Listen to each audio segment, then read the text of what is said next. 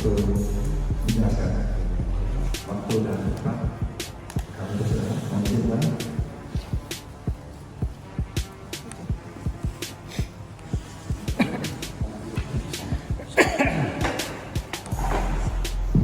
Assalamualaikum warahmatullahi wabarakatuh. Selamat pagi teman-teman kita sekalian. Kami Pak Kapolres, pejabat utama Polres Garut, tentunya Kasih Humas, seluruh rekan-rekan, Pokja, wartawan di Kabupaten Garut, Polres Garut, dan rekan-rekan semuanya yang hadir ya. Ada turut juga Kapolsek ada hadir. Ada kan? Saya ada kursi nggak? Ada. Rapat sama Pak.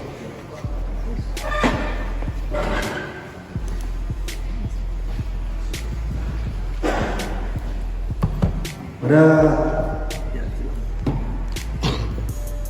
Saya minta tanda itu aja nggak boleh. Posisinya kamu.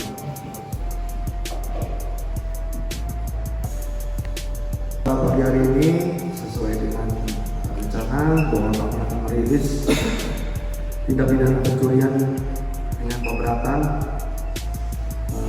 di toko Alfamart dan Indomaret, di mana laporan polisi dibuat pada tanggal 17 Januari, di mana dugaan pencurian dengan pemberatan ini terjadi di beberapa lokasi di Kabupaten Garut, dan memang setelah kami lakukan penyelidikan dan wawancara bahwa memang untuk TKP dilakukan di berbagai tempat termasuk di luar Kabupaten Garut. Jadi ini adalah sindikat antar kabupaten yang beroperasi di beberapa TKP dan berhasil diungkap oleh Satreskrim Polres Garut beserta Polsek jajaran. Untuk yang pertama terkait dengan dasar pada tanggal 4 Januari 2024 dari pelapor menyampaikan ada perkara pencurian dengan pemberatan di mana pelapor atas nama Rismana yang tersangka melakukan kegiatan kejahatan tersebut yang kita sampaikan dengan pasal 363 ayat 1 ke 3E dan ke 4E serta ke 5E KUHP, di mana barang siapa mengambil suatu barang kegunaan orang lain pada malam hari dalam sebuah rumah atau pekarangan tertutup yang dilakukan oleh 2 orang atau lebih dengan jalan membongkar, memanjat atau memakai alat kunci palsu dengan maksud akan memiliki barang itu dengan melawan hak dengan ancaman hukuman maksimal 9 tahun penjara. Adapun sudah ada beberapa saksi-saksi yang kita periksa. Kemudian tersangka ada 2 orang, yang 2 lagi kita sudah tetapkan sebagai DPO. Untuk TKP-nya ada 10 ya, ada 10 TKP Alfamart dan Indomaret. Dari keterangan yang sudah dihimpun bahwa para tersangka ini melakukan kejahatan dengan berbagai macam alat, di antara barang bukti yang sudah tersita yaitu besi pencongkel, kemudian ada juga handphone, kemudian linggis, obeng, kemudian gergaji, dan ada beberapa juga jaket dan topi yang pada saat melakukan kegiatan pidana tersebut dipakai.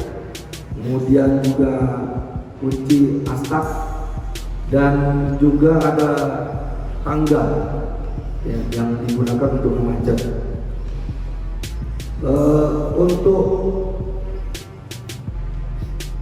pencurian yang pemberatan ini dari beberapa TKP, selain dari tadi yang saya sampaikan di Kabupaten Garut, ada di kabupaten lain, diantaranya adalah di Subang, kemudian di Kabupaten Tasikmalaya dan di Kota Bandung.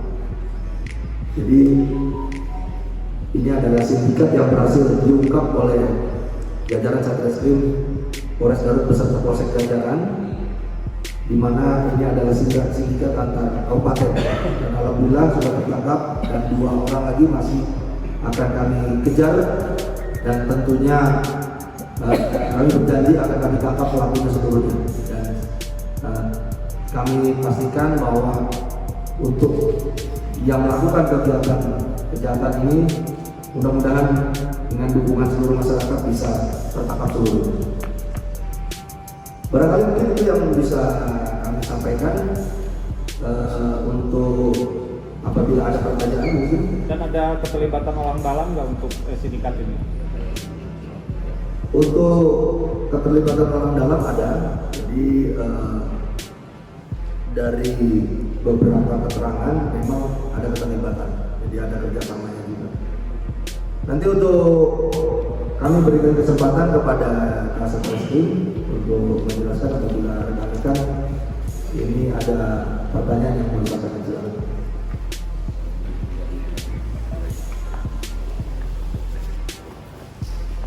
Oh, ada 2 perkara ya. Kemudian ada yang ditangani oleh Polsek Tarogong Kamel, ini juga sama apa juga, di mana untuk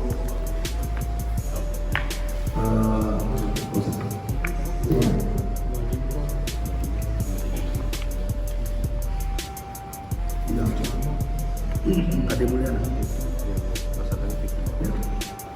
Ini juga sama, memang ada 2 kasus. Yang satu tadi adalah bobol yang betul-betul merampok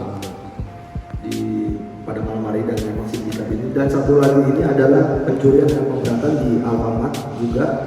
Namun ini seolah-olah ada pencurian.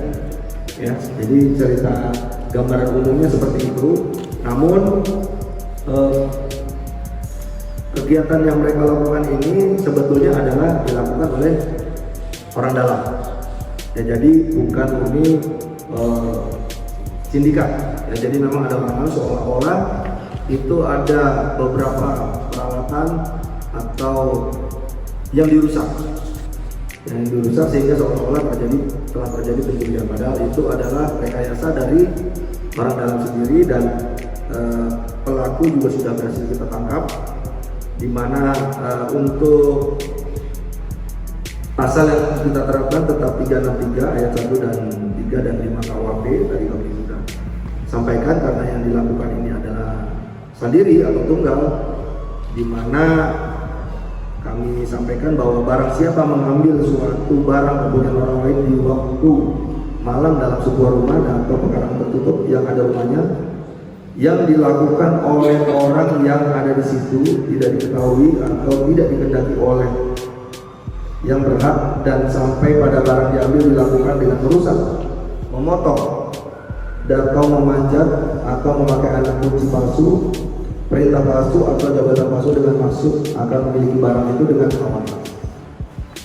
Ancaman hukuman dari tindak pidana ini adalah 7 tahun penjara. Ini gambaran umum yang sekiranya bisa saya sampaikan.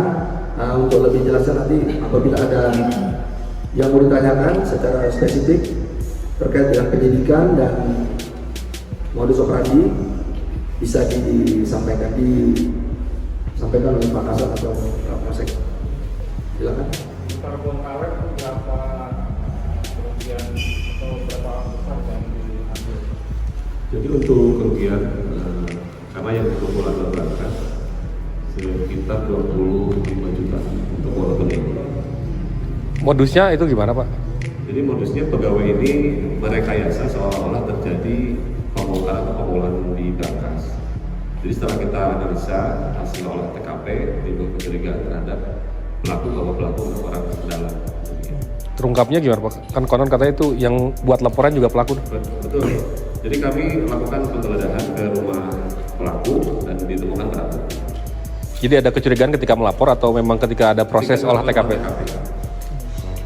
Yang diculiknya apa aja? Uang tunai, Ya uang tunai yang Barang dari barang. Berangkas itu. barang-barang nggak ada. Barang-barang tidak ada yang diamankan oleh pelaku, hanya uang tunai. Uang tunainya digunakan untuk apa? Pengakuannya dari 25 itu sempat terpakai sekitar 1,5 juta untuk bayar hutang dan juga belanja. Jadi sisa masih ada ya buat Sisa masih ada. 23 juta itu. Olah TKP ada kejanggalan apa aja gitu Bang, sehingga ini bisa terungkap. Betul, salah satunya kita menemukan lubang di toilet di plafon yang mana itu direkayasa seolah-olah tempat si pelaku masuk. Tetapi kalau lihat dari arah serpihannya itu ke atas, sehingga kita curiga bahwa ini sengaja dibuat dari bawah disobeknya. Berarti untuk bayar utang ya pengakuannya.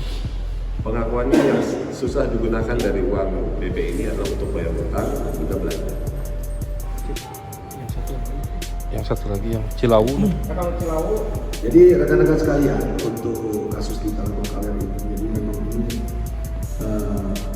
diungkap berdasarkan hasil olah TKP dan kejelian dari tim identifikasi. Jadi bersama-sama dengan Polsek turun ke TKP. Nah, jadi hasil kejelian dari tim olah TKP bersama-sama dengan Kapolsek sebagai pimpinan. Jadi jeli sudah melihat TKP yang tidak wajar, ada ketidakwajaran sehingga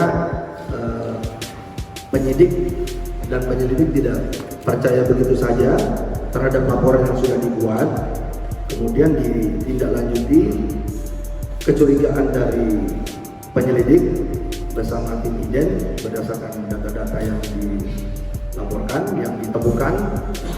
Ternyata benar dugaan dari penyidik bahwa untuk kasus ini telah direkayasa oleh si pelapor tersebut. Barangkali demikian.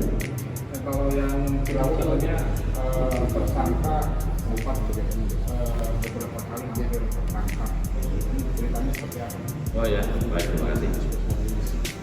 Memang dari mulai kejadian tanggal 8 yang melaporkan kita dan melakukan penyelidikan, sehingga kita sempat beberapa kali mengikuti ketinggalan pelaku dari sini kita ikuti sampai ke Subang, berangkat ke Bandung, terus ke Tasik, sehingga kita tangkap satu orang saksi pada saat mungkin selesai melaksanakan kegiatan pembongkaran alfamart juga di Tasik.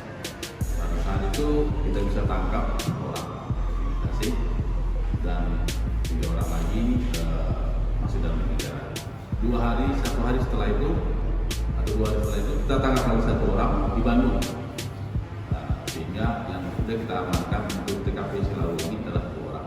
Sedangkan 2 orang lagi sudah kita tetapkan sebagai DPO yang memang melaksanakan pengintaian dan memang untuk bagian supir di dalam TKP yang laporan itu terjadi.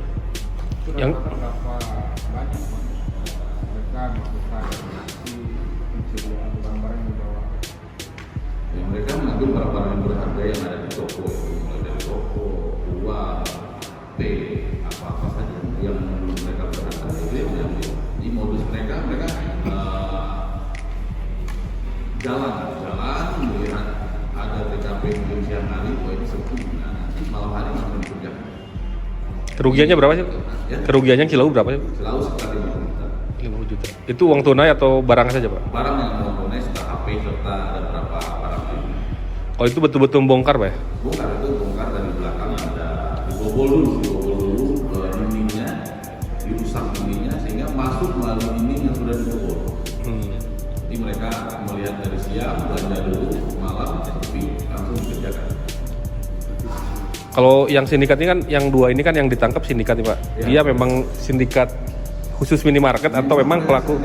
Khusus minimarket ataupun rumah kosong yang gampang karena memang dilihat tidak ada yang membelinya, sehingga mereka bisa memperkirakan kalau dilaksanakan contohnya yang di Cilawu itu kan dibobol, dibolongin dindingnya, sehingga itu memerlukan waktu yang agak lama dan pasti agak berisik, sehingga mereka mengetahui bahwa ini bisa dilaksanakan sehingga dieksekusi dan langsung diambil. pelaku yang ditangkap ini yang ada di video viral itu? Ada, itu pelaku yang kita tangkap 2 orang ini, pelaku 2 orang yang ada di dalam video yang masuk dalam toko tersebut. Oke, terima kasih. Inisial pelaku siapa saja, Nen? Yang mana? Yang pelaku buah minimarket yang Indomaret apa? Inisial pelaku yang sudah kita tangkap tersangka ini ada A dan YG. Jadi ada 2 orang yang sudah kita tangkap yang belum diidentifikasi. Kalau yang Tarogong, Den? Inisialnya? Yang dari Tarogong ini inisialnya adalah F. Inisial F. Apa tahu ya? Ferry. Jadi mungkin itu rekan-rekan untuk pencurian dan pemberatan yang sudah berhasil diungkap. Nah, tentunya dalam mengungkap ini diperlukan kerja keras. Namun demikian ini adalah bukti bahwa kerja keras dari tim sehingga bisa mengungkap walaupun keberadaan pelaku sudah tidak berada di Garut, jadi kita tangkap di luar kota. Mungkin itu yang bisa saya sampaikan. Fotonya dulu. Yang kedua terakhir adalah BBM.